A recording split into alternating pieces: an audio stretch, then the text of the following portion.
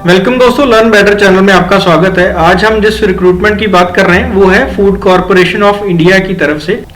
तो ये central government की एक एजेंसी है, फूड कॉरपोरेशन ऑफ इंडिया। इसकी ज्यादातर जो प्रेजेंस है वो नॉर्थ इंडिया में है, पंजाब, हरियाणा और यूपी का कुछ पार्ट है उसमें ही है।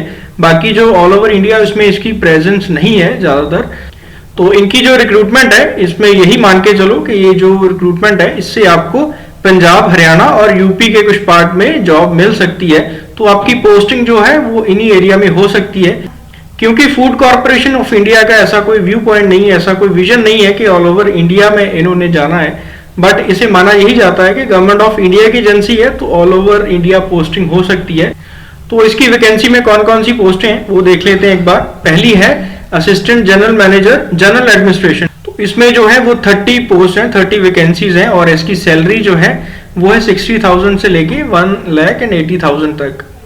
तो ये जो स्केल है इसके अलग से स्केल है ना, तो इसको सेंटर का स्केल मिलता है और इसके जो पे स्केल्स हैं, पे ग्रेड है वो भी डिफरेंट है। तो इनका अपना ही जो है वो पे स्केल है। तो इनके जो अपने स्केल्स हैं तो मान के चलो कि जो इनिशियल जो सैलरी मिलेगी वो 60,000 मिलेगी यहाँ पे, और बाद में इंक्रीमेंट लगते लगते ये 1,80,000 तक जा सकती है। तो उसके बाद है असिस्टेंट जनरल मैनेजर टेक्निकल। तो ये पोस्ट कोड है इसका B, इसमें सैलरी सेम है और जो पोस्ट है, नंबर ऑफ पोस्ट है वो है 28। उसके बाद में है असिस्टेंट जनरल मैनेजर अकाउंट्स। तो यहाँ पे अकाउंट्स का जो रिक्वायरमेंट है यहाँ पे और सैलरी सेम है और जो पोस्ट है वो 28 है। इसके बाद है असिस्टेंट जनरल मैनेजर लॉ। तो यहाँ पे लीगल कोई रिक्वायरमेंट होगी, इसमें सैलरी सेम है और पोस्ट है 33।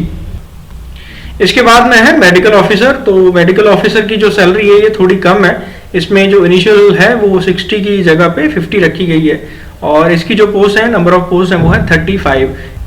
तो जो क्वालिफिकेशन रिक्वायरमेंट है वो है assistant general manager general administration के लिए कोई भी मास्टर डिग्री हो, कोई भी पोस्ट ग्रेजुएशन हो विद मिनिमम 55% मार्क्स, या बैचलर डिग्री हो with 5 years of integrated course in law from recognised university with 55% marks.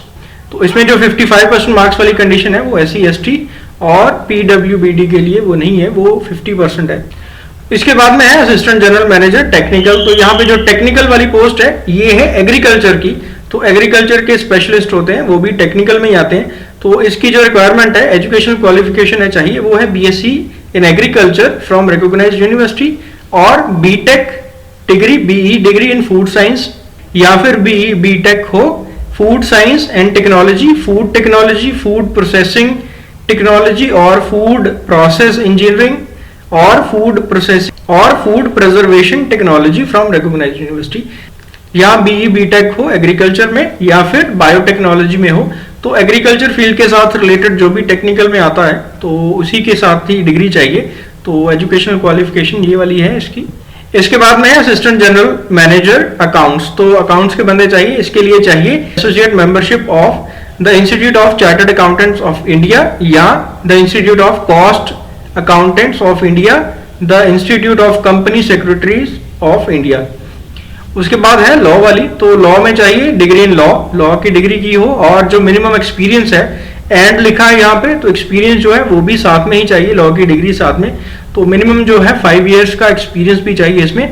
तो यहाँ पे जो है मिनिमम 5 years का एक्सपीरियंस चाहिए और कंडीशन ये है कि 5 सालों में मिनिमम 3 क्लाइंट्स को हैंडल किया हो और उसमें जो गवर्नमेंट में अगर काम किया है तो उसका जो स्केल है वो दिया गया है।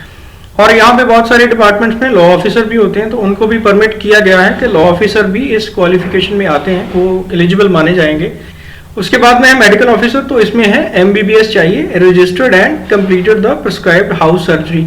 तो सर्जरी भी की हो और उसके बाद में एक्सपीरियंस है तो 3 years experience in any organised medical institution, preferably in labour organisation. तो ये वाली चीजें मांगी गई हैं। तो इसके लिए क्लैरिफिकेशन भी दी गई है कि जो एक्सपीरियंस है वो चलेगा अगर कोई हाउस सर्जन है या रेजिडेंट डॉक्टर है, कोई MD भी साथ में परस्यू कर रहा है तो वो भी माना जाएगा। तो यहाँ पे एक नोट दिया गया है कि एक candidate can apply only for any one of the post. तो A B C D E में से एक पोस्ट ही अप्लाई कर सकता है, ज्यादा पोस्ट अप्लाई नहीं कर सकते क्योंकि सभी की क्वालिफिकेशन जो है वो अलग अलग है। यहाँ पे जो सिलेक्शन प्रोसेस है वो दिया गया है कि एक ऑनलाइन टेस्ट होगा और उसके बाद में इंटरव्यू होगी। तो ऑनलाइन टेस्ट का पैटर्न भी दिया गया है यहाँ पे। ऑनलाइन टेस्ट में जो जनरल एडमिनिस्ट्रेशन वाले हैं उनके लिए जो पैटर्न है उसमें रीजनिंग आएगी 45 क्वेश्चंस, जनरल अवेयरनेस आएगी 45 क्वेश्चंस, मैनेजमेंट एंड एथिक्स आएंगे 45 क्वेश्चन, और एग्रीकल्चर के रिलेटेड एग्रीकल्चर इकोनॉमी और कंप्यूटर जो अवेयरनेस है उसमें से 45 क्वेश्चंस आएंगे। और ये 2.5 घंटे का पेपर होगा, 180 क्वेश्चंस आएंगे पूरे। उसके बाद में है जो बाकी वाली पोस्ट है बी, सी, डी और ई, इनमें जो है एग्जाम का जो पैटर्न है वो सेम होगा। इसमें पहले नंबर पे आएगा general aptitude consisting of reasoning जो है उसके 30 क्वेश्चन आएंगे, जनरल अवेयरनेस है उसके 30 क्वेश्चन आएंगे, मैनेजमेंट एंड एथिक्स है उसके 30 क्वेश्चन आएंगे, एग्रीकल्चर इकोनॉमी और कंप्यूटर अवेयरनेस के 30 क्वेश्चंस आएंगे। और उसके बाद जो 60 क्वेश्चंस होंगे वो होंगे रेलिवेंट डिसिप्लिन के। अगर कोई लॉ का है तो लॉ के क्वेश्चन आएंगे, अगर अकाउंट्स का है तो अकाउंट्स के आएंगे, अगर टेक्निकल है तो एग्रीकल्चर रिलेटेड क्वेश्चंस आएंगे, अगर कोई मेडिकल फील्ड का है तो उसी के फील्ड के क्वेश्चन आएंगे 60। तो ये पैटर्न जो है इन पोस्ट के लिए सेम है। ये क्वेश्चन नंबर ऑफ क्वेश्चन भी सेम है 180 और जो टाइम है वो भी सेम है 2.5 घंटे। और इसके लिए जो नेगेटिव मार्किंग है वो नहीं रखी गई, नो नेगेटिव मार्किंग है यहाँ पे। और इन्होंने एक सिलेबस भी दिया हुआ है सभी पोस्ट के लिए, सिलेबस क्या है वो भी दिया गया है। तो पोस्ट कोड बी जो है उसके लिए सिलेबस दिया गया है, पोस्ट कोड सी के लिए सिलेबस दिया गया है, डी के लिए है और ई के लिए भी है। तो सभी पोस्ट के लिए एक छोटा छोटा सिलेबस भी दिया गया है कि ये वाले जो टॉपिक्स हैं ये आपने कवर करने हैं।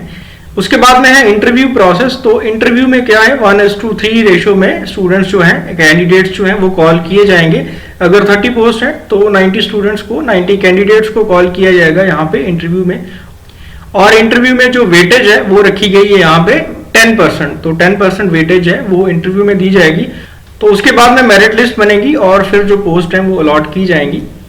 इसके बाद में जनरल इंस्ट्रक्शंस दी गई हैं कि कैंडिडेट्स ने अप्लाई कैसे करना है, ऑनलाइन अप्लाई करना है, ऑनलाइन ही एडमिट कार्ड मिलेगा। इसके लिए URL दिए गए हैं कि fci.gov.in और उसके साथ में लंबा सा URL है वो लगा के आपने चेक करना है कि यहाँ पे अप्लाई करना है और उसी से चेक करना है आपने fci.gov.in से कि एडमिट कार्ड कब आएगा और वहीं से डाउनलोड करके आपने निकालना है। तो इसका जो एग्जाम का पैटर्न है उसमें काफी हद तक रीजनिंग भी आएगी। तो रीजनिंग की तैयारी आप कहाँ से कर सकते हो, आप हमारे लर्न बेटर चैनल में जाके उसकी प्लेलिस्ट है वर्बल रीजनिंग, तो इसमें जो है आप रीजनिंग के टॉपिक कवर कर सकते हो। तो इन टॉपिक्स के अलावा अगर आपको हेल्प चाहिए तो कमेंट करके बताओ, तो इसके लिए हम अलग से वीडियो बनाएंगे कि कौन कौन सी बुक्स चाहिए इसके लिए। तो होप ये इन्फॉर्मेशन आपको अच्छी लगी तो वीडियो को लाइक जरूर करो, शेयर जरूर करो। Thank you very much.